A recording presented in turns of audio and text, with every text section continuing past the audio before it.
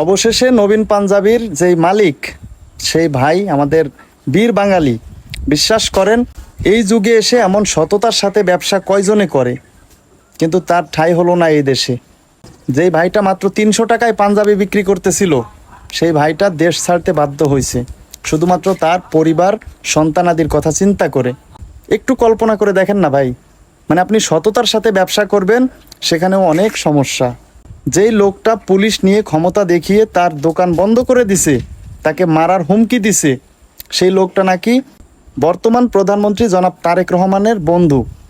এখন আমরা যারা দেশের সাধারণ মানুষ, আমরা জানতে চাই, জনাব তারেক রহমান কি আদেও এই সমস্ত অন্যায়, দুর্নীতি, এই সমস্ত অপকর্ম সমর্থন করবে বা প্রশ্রয় দিবে? আমার তো মনে হয় না। আপনাদের কি মনে হয়?